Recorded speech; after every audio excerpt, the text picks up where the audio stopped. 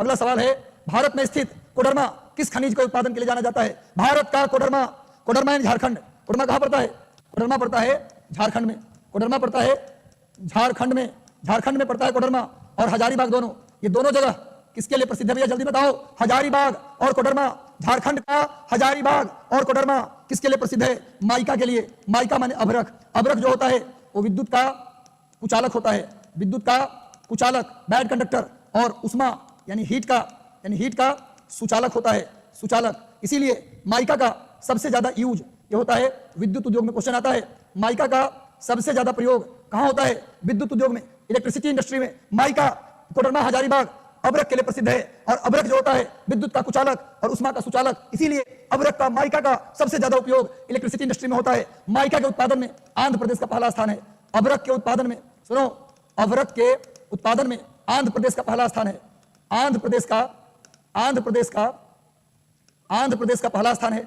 दूसरा स्थान है राजस्थान का, और तीसरा स्थान है झारखंड का। माइका अभ्रक के उत्पादन में नंबर 1 है आंध्र प्रदेश, नंबर 2 है राजस्थान, नंबर 3 है झारखंड, राजस्थान और आंध्र प्रदेश। सबसे नंबर 1 आंध्र प्रदेश, फिर राजस्थान, फिर झारखंड। और पूरे दुनिया में सबसे ज्यादा अभ्रक इंडिया मिलता है। पूरे दुनिया में सबसे ज्यादा माइका भारत में मिलता है। नोट कर लीजिए, भारत में मिलता है गुरु। और माइका विद्युत का कुचालक, उष्मा का सुचालक, इसलिए इसका सबसे ज्यादा प्रयोग कहां करते हैं?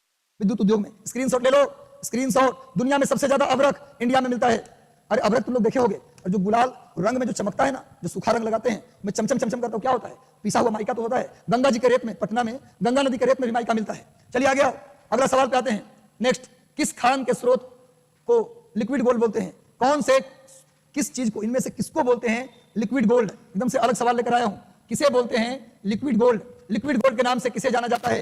पेट्रोलियम, बॉक्साइड, टंगस्टन या स्टील, किसके खदान को लिक्विड गोल्ड के नाम से जानते हैं? जल्दी बताओ, लिक्विड गोल्ड के नाम से किसे जानते हैं? पेट्रोलियम को। पेट्रोलियम को हम लोग लिक्विड गोल्ड कहते हैं, भूलना मत। लिक्विड गोल्ड के नाम से पेट्रोलियम को जानते हैं। स्क्रीनशॉट ले लो गुरु, जल्दी से आप स्क्रीनशॉट ले लीजिए, आगे आ जाओ। नेक्स्ट, भारत में उत्तम कोटि का संगमरमर कहां पाया जाता है? भारत में उत्तम कोटि का संगमरमर कहां मिलता है? जबलपुर, जैसलमेर। जैसलमेर में मिलता है पीला संगमरमर। पीला संगमरमर, सबसे उत्तम कोटि का संगमरमर यहां मिलता है। सफेद संगमरमर यहां मिलता है भी, सफेद संगमरमर। चलिए बताओ, सबसे उत्तम कोटि का संगमरमर मिलता है मकराना में। इसीलिए तो शाहजहां जिसने अपनी बेगम मुमताज महल के याद ताजमहल बना रहा था, तो उसके लिए संगमरमर कहां से मंगवाया था? मकराना से। इसका 2 कारण था, एक तो मकराना आगरा के नजदीक में था, दूसरा सबसे उच्च क्वालिटी का, हाई क्वालिटी का मार्बल इंडिया में कहां मिलता है? राजस्थान के मकराना में। राजस्थान के मकराना फेमस है उच्च क्वालिटी के, हाई क्वालिटी के संगमरमर के लिए। और पीला संगमरमर के लिए जैसलमेर, पीला संगमरमर के लिए जैसलमेर। नोट कर लीजिए, चलिए स्क्रीनशॉट ले लो जल्दी से। स्क्रीनशॉट, हाफ सेंचुरी लग गया है, हाफ सेंचुरी लग गया गुरु। आगे आओ। नेक्स्ट, पुर्तगालियों ने गोवा को अपने अधिकार में कब ले लिया? पुर्तगालियों ने, साथ में भी बताइएगा, पुर्तगालियों ने गोवा किससे छीना? पुर्तगालियों ने गोवा किससे छीना था, यह भी बताना है आपको। पुर्तगालियों ने गोवा पर अधिकार कर लिया, किसको हराकर? इसको हराकर भैया, पुर्तगालियों ने गोवा पर अधिकार कर लिया 1510 में। 1510 में किसको हराकर? बीजापुर के राजा, बीजापुर के शासक, ये भी नोट कर लीजिए, बीजापुर के शासक जिसका नाम था यूसुफ आदिल शाह। यूसुफ आदिल शाह लिख लो। बीजापुर के शासक यूसुफ आदिल शाह, इससे छीन लिया। पहले इसी कब्जे में था गोवा। पुर्तगालियों ने 1510 में गोवा को अपने कब्जे में लिया तथा 1529 में गोवा को राजधानी बनाया। पुर्तगालियों ने गोवा को अपनी राजधानी पुर्तगालियों ने गोवा को अपनी राजधानी बनाया। कब? ये बनाया 1510 में। 1510 में गोवा को राजधानी बनाया और 1529 में राजधानी बनाया और 1510 में क्या किया? कब्जा कर लिया। चलिए नेक्स्ट आ जाइए, नेक्स्ट आ जाओ, अगला प्रश्न। अच्छा, भारत आने वाला पहला यूरोपियन भी कौन था? पुर्तगाली। भारत आने वाला पहला यूरोपीय कंट्री कौन था? पुर्तगाली। नोट कर लीजिए। और एक बात और नोट कर लीजिए गुरु, और एक भारत से जाने वाला, भारत से सबसे बाद में जाने वाला कौन था भैया? पुर्तगाली। सबसे बाद में कौन गए? पुर्तगाली। कब गए? 1961 में पांडिचेरी, दमन दीव और गोवा को छोड़कर पुर्तगाली कब गए? पांडिचेरी, दमन दीव, दादरा नगर हवेली, दमन दीव, पांडिचेरी और गोवा अधिकार था। सबसे बाद में गए पुर्तगाली। आजाद हो गया था 1947 में, 1961 में गए यहां से पुर्तगाली। सबसे पहले 1498 में सबसे पहले इंडिया कौन आए थे? पुर्तगाली। चलो ये आगे, अगला सवाल।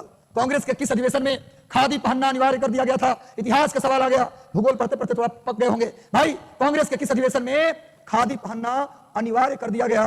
कांग्रेस की स्थापना 28 दिसंबर 1885 को बंबई में हुआ।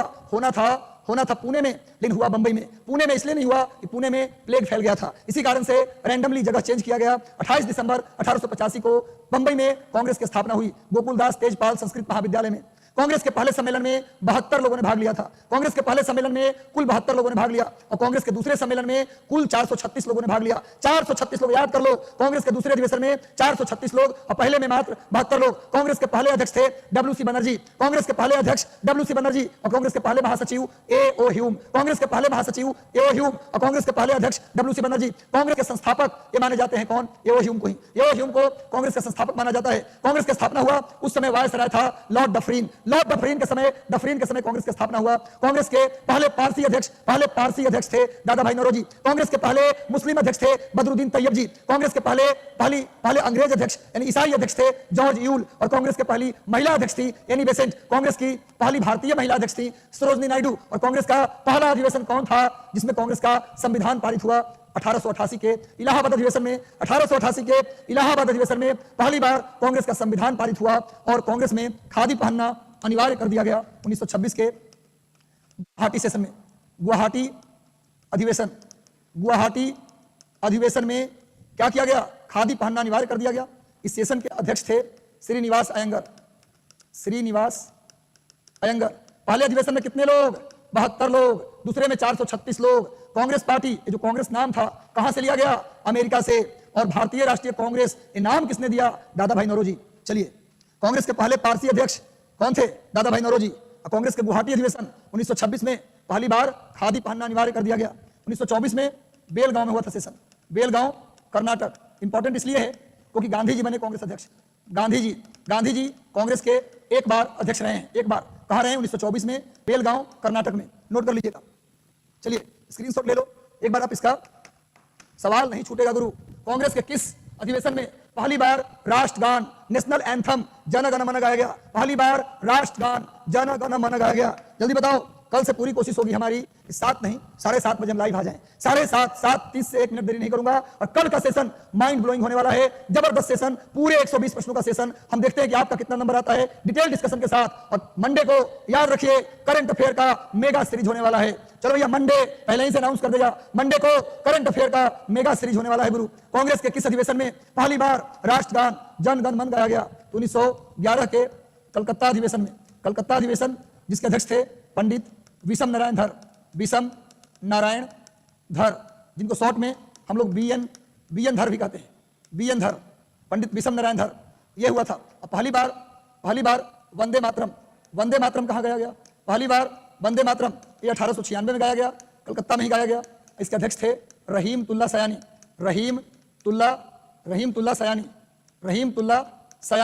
ये कांग्रेस के दूसरे मुस्लिम अध्यक्ष थे। पहले मुस्लिम अध्यक्ष थे बदरुद्दीन तैयब जी, और दूसरे मुस्लिम अध्यक्ष थे रहीमतुल्ला सयानी। 1896 में जब रहीमतुल्ला सयानी कलकत्ता में अध्यक्ष थे तो पहली बार कांग्रेस में वंदे मातरम गाया गया। पहली बार जन गण मन 1911 में कलकत्ता में ही गाया गया, अध्यक्ष थे पंडित विषम नारायण धर। और पहली बार 1925 में कानपुर अधिवेशन, जहां पर सरोजनी नायडू कांग्रेस के अध्यक्ष थी।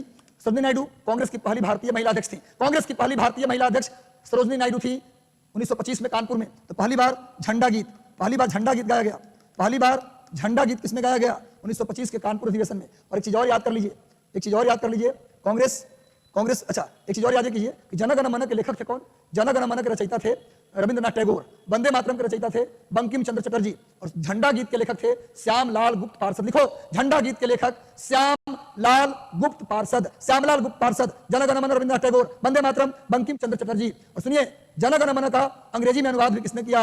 रविंद्रनाथ टैगोर ने किया। जन गण मन का अंग्रेजी अनुवाद हुआ रविंद्रनाथ टैगोर के द्वारा और उसका नाम दिया गया morning song of India. Question आ जाता है, जन गण मन का जो अंग्रेजी अनुवाद हुआ उसका नाम क्या रखा गया? Morning song. लिख लो, मॉर्निंग सॉन्ग ऑफ इंडिया। और रविंद्रनाथ टैगोर एक ऐसे व्यक्ति हैं जो 2 देश के राष्ट्रगान लिखे, भारत और बांग्लादेश दोनों के राष्ट्रगान किसने लिखा है? रविंद्रनाथ टैगोर। बांग्लादेश के राष्ट्रगान अमार सोनार बांग्ला, इसकी रचना भी किया रविंद्रनाथ टैगोर ने। और भारत के राष्ट्रगान जन गण मन की रचना भी किसने किया? रविंद्रनाथ टैगोर। और जन गण मन का अंग्रेजी अनुवाद क्या कहलाता है? Morning song of India. चलो भैया स्क्रीनशॉट ले लो। आगे आ जाओ। नेक्स्ट, कूका आंदोलन के नेता कौन थे? बालक सिंह और बाबा राम सिंह। कूका आंदोलन जो था यह हुआ था 1872 में, और 1872 नहीं भाई, कूका आंदोलन हुआ, इसके नेता थे बालक सिंह। बताएंगे इसका डेट? बालक सिंह और राम सिंह, राम सिंह, बाबा राम सिंह और बाबा बालक सिंह। बताइए कूका आंदोलन के समय वायसराय कौन थे? जल्दी बताओ, कूका आंदोलन के समय, कूका आंदोलन कब हुआ था? ये भी बताना है।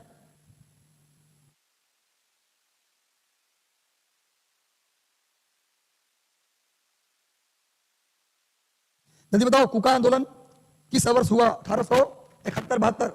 और कौन था उस समय viceroy? Lord Northbrook. Lord Northbrook के समय 1871-72 में कूका आंदोलन हुआ। चलिए आगे आ जाओ। नेक्स्ट आ जाओ गुरु, अगले सवाल पे हम लोग आते हैं। अगला सवाल, कोलकाता में फोर्ट विलियम कॉलेज की स्थापना का उद्देश्य क्या था? कोलकाता में फोर्ट विलियम कॉलेज की स्थापना का उद्देश्य क्या था?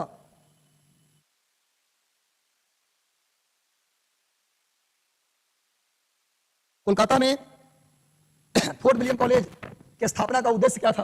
कोलकाता में फोर्ट विलियम कॉलेज कब बनाया गया? ये बनाया गया 1800 में, 1800 में बनाया गया। और किसके समय बनाया गया? Lord Wellesley. Lord Wellesley, fort William college की स्थापना किसने की? Lord Wellesley. उसका उद्देश्य था ब्रिटिश अधिकारियों को हिंदी सिखाना। ब्रिटिश अधिकारियों को हिंदी सिखाने के लिए लॉर्ड विलेजली ने फोर्ट विलियम कॉलेज बनवाया। ये वही विलेजली है जिसके समय में सहायक संधि प्रारंभ हुआ। सहायक संधि का जनक भारत में, वैसे सहायक संधि का प्रारंभ फ्रांस के गवर्नर डुप्ले ने ही कर दिया था, लेकिन भारत में फिर भी सहायक संधि का जनक विलेजली को कहते हैं। भारत में फादर ऑफ सब्सिडरी अलायंस, सहायक संधि का जनक बोलते हैं विलेजली को, लेकिन इससे पहले ही डुप्ले ने सहायक संधि सब्सिडरी अलायंस कर लिया था। फिर भी भारत में सहायक संधि का पिता, सब्सिडरी अलायंस का फादर विलेजली को कहते हैं। ये वही विलेजली है जो अपने आप को बंगाल का शेर कहता था। विलेजली अपने आप को बंगाल का शेर कहता था कि मैं बंगाल का शेर हूं। ये वही विलेजली है जिसके समय पहली बार न्यूज़पेपर, अखबारों पर सेंसरशिप लाया गया। पहली बार अखबार को, न्यूज़पेपर को नियंत्रित करने के लिए सेंसरशिप लाया गया। कौन था गवर्नर? Lord Wellesley. ये अपने आप को बंगाल का शेर कहता था। अखबारों पर पहली बार सेंसरशिप लाया गया। तो अंग्रेज अधिकारियों को हिंदी सिखाने के लिए फोर्ट विलियम कॉलेज बनाया गया। इसे सहायक संधि का जनक कहा जाता है। पहली बार किसके साथ किया गया सहायक संधि? तो हैदराबाद के निजाम के साथ। पहली बार किसके साथ किया गया सहायक संधि? तो हैदराबाद के निजाम के साथ। ही भी नोट कर लीजिएगा। और इसके समय में चतुर्थ आंग्ल मैसूर युद्ध हुआ, फोर्थ एंग्लो मैसूर वॉर, चतुर्थ आंग्ल मैसूर युद्ध हुआ 1799 में। टीपू सुल्तान की हत्या कर दी गई। टीपू सुल्तान की हत्या किया गया। उसमें बंगाल का गवर्नर कौन था? Lord Wellesley. Fort William college बनाया गया 1800 में अंग्रेज अधिकारियों को हिंदी सिखाने के लिए। वायसराय कौन था? Lord Wellesley. अपने आप को बंगाल का शेर कौन कहता था? Lord Wellesley. रट लो, याद कर लो गुरु। आगे आओ। नेक्स्ट, बटलर कमेटी, बड़ी शानदार सवाल। बटलर कमेटी का उद्देश्य क्या था? बटलर कमेटी ये 1927 में बना था। 1927, ये उस समय कई सारे देसी रियासत थे। भारत में अंग्रेज का तो शासन था ही, पर छोटे छोटे राजा भी थे। जैसे डुमराव महाराज, सुनोगे बिहार में एक राजा थे डुमराव महाराज, हथुआ महाराज, नाम सुने हैं ना? उसी तरह से छोटे छोटे राज्य थे। उन राज्य के राजा कभी कभी अंग्रेजों से नाराज हो जाते थे, शासन करने में मदद नहीं करते थे। तो उन राज्यों से ब्रिटिश सरकार के अच्छे संबंध बने, उसके लिए बटलर कमेटी बनाया गया था। 1927 में बटलर कमेटी बनाया गया देसी राजाओं के साथ ब्रिटिश सरकार के संबंध सुधारने के लिए। जो उस समय जो छोटे छोटे राज्य थे ना, ब्रिटेन सरकार को मदद करते थे राज्य चलाने में, कभी कभी रूस जाते थे, तो उनको मनाने के लिए, उनसे अच्छे संबंध रखने के लिए बटलर कमेटी 1927 में बना था। आगे आ जाओ। नेक्स्ट, अगला प्रश्न पे आते हैं। किस वायसराय के समय राष्ट्रपति भवन का निर्माण शुरू हुआ? किस वायसराय के समय राष्ट्रपति भवन का निर्माण शुरू हुआ? Lord reading. Lord reading. अगर सवाल पूछे कि एकमात्र यहूदी गवर्नर, सारे गवर्नर थे ईसाई, एकमात्र यहूदी वायसराय, यहूदी वायसराय कौन था? Lord reading. क्वेश्चन आ जाए, सारे के सारे गवर्नर, सारे के सारे वायसराय, ये सभी क्या थे? ईसाई। एकमात्र यहूदी वायसराय कौन था? आंसर होगा लॉर्ड रीडिंग। नोट कर लो, राष्ट्रपति भवन का निर्माण इसी के समय शुरू हुआ, लेकिन कंप्लीट किसके समय हुआ? कंप्लीट किसके समय हुआ? लॉर्ड इरविन के समय। लॉर्ड इरविन, राष्ट्रपति भवन का निर्माण लॉर्ड इरविन के समय कंप्लीट हुआ। और क्वेश्चन आता है कि राष्ट्रपति भवन में रहने वाला पहला वायसराय कौन था? Lord Irwin. राष्ट्रपति भवन में रहने वाला पहला वायसराय था लॉर्ड इरविन। राष्ट्रपति भवन दिल्ली में रायसीना हिल पे लिख दो। राष्ट्रपति भवन दिल्ली में रायसीना हिल पर है। रायसीना हिल, राष्ट्रपति भवन दिल्ली में रायसीना हिल पर है। रायसीना हिल नोट कर लो। और राष्ट्रपति भवन का निर्माण लॉर्ड इरविन के समय हुआ था। लॉर्ड इरविन के समय कंप्लीट हुआ था। और राष्ट्रपति भवन में रहने वाला पहला गवर्नर था इरविन। एकमात्र यहूदी वायसराय लॉर्ड रीडिंग। इसी के समय राष्ट्रपति भवन का निर्माण शुरू हुआ।